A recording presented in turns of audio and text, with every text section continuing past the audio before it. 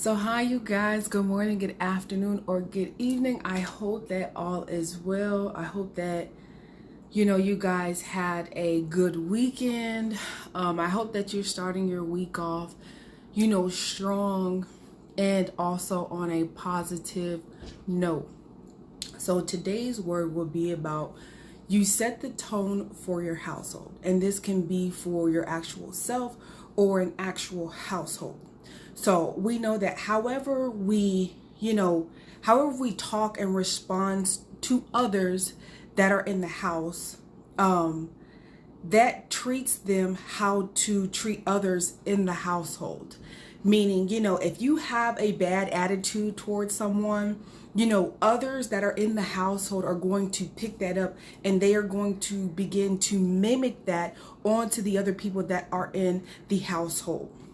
We know that people will treat you any way you will allow them to treat you. So we always have to be mindful and always correcting one another to make sure that we are not in a place of disrespecting others and that becoming the new norm. If we are in a household full of people, or just within yourself, we have to set boundaries. We have to set limits. We have to come to an understanding and agreement, how to talk to one another and what the theme is that you want to have in your household, or wherever you are, those type of things. So, and more importantly too, not with just grown folks, it's with children too. We know that children, this is a big thing in a lot of families and just households in general. We know that children will mimic what they see, good and bad. And sometimes they will mimic things that they see others do. So we have to be extremely mindful what we are doing around young children and our children, because they are mimicking what we are doing. So we know that in Proverbs 22:6, it says, train up a child in the way he should go, and when he is old, he will not depart from it. So we have to get into a place to where we are training our children how to respect and how to deal with others.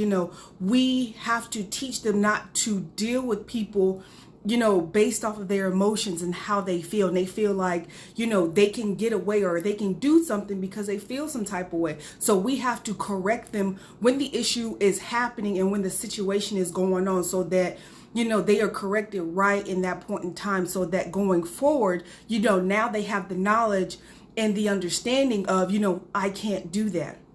We know that, a lot of kids, they have been growing up pretty much doing whatever they want. So they get to do whatever they want. So when it comes down to them being around people that are older than them, they don't respect it, because now kids nowadays are in a place of being adults at a young age, if that makes sense. So they feel like, they can say and they can do whatever they want because they have been running a household for the most part, being as an adult.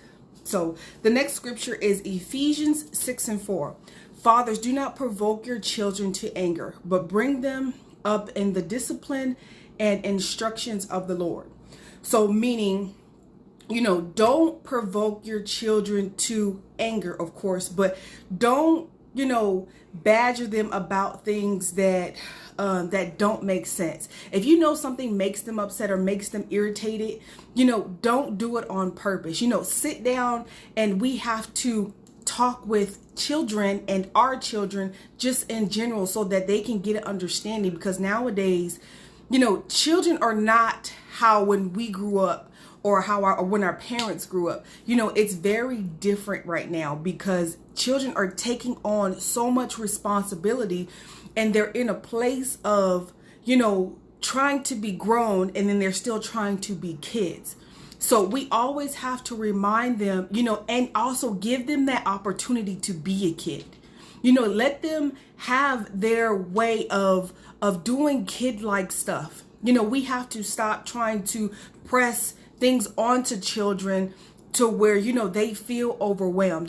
Children have emotions as well.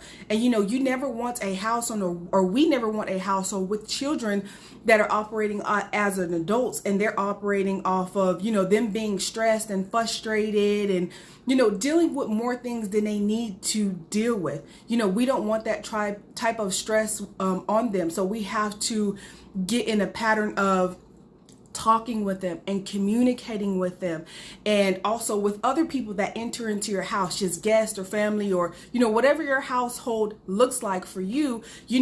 Everyone that comes in has to be on one accord. If everyone is not on one accord, that means you guys are not in unity. So a house that is divided against itself, it cannot stand. And it says that in Mark 3:25. So God likes unity. That's where he can dwell. But where there is strife and there is division and there is confusion, God is not present. So that's why it's very important that you set the tone for your household. Things that you are going to allow and things that you are not going to allow, but always taking the time to sit down and be able to talk to one another and say, you know what, I didn't like this, I didn't like that, whatever it is, and get to an understanding and also get to the root problem, because things could be going on that you don't even know about, or the other person doesn't even know about. We all go through things. So it's, people want to be heard. We as adults don't want to be yelled at by other adults. And I'm quite sure, I know, children don't want to be just yelled at, by an adult. Sometimes, we need to sit and converse with them to get an understanding what's really going on. So, and this is going forward,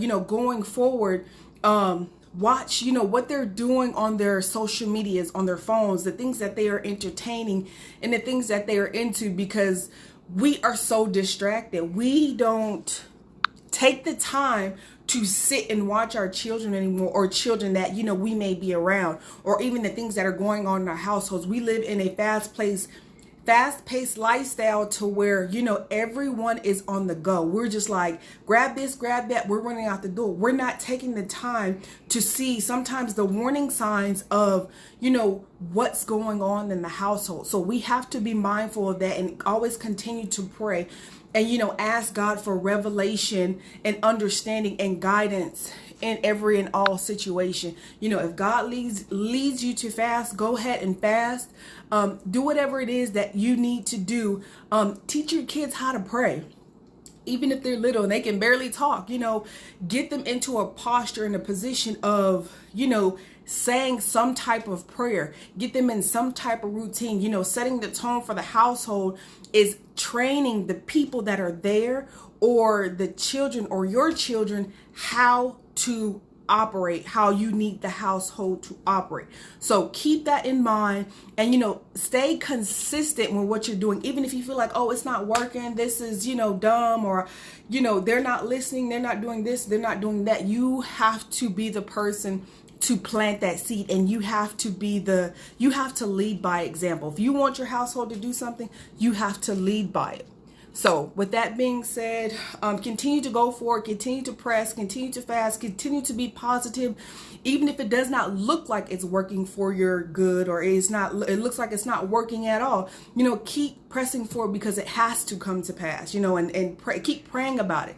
That's the biggest thing. Don't try to fuss at people because they're not doing this or they're not doing that. You never know, people are always going through something, and half the time, people don't tell you everything that they're going through. It doesn't matter how close you are to them. Some people, let's just be honest, we don't tell people everything. So you don't know everything. So you never know what people are going through, or what they have been through. So just take the time and be patient with folks, but you continue to do your job and to continue to press forward, and do what you feel needs to be done, or whatever God has told you to do to get things done. So again, I love you guys. Please take care, and please be safe out there. Wear your mask, sanitize your hands, everything else you need to do. And I see you guys next time. Bye.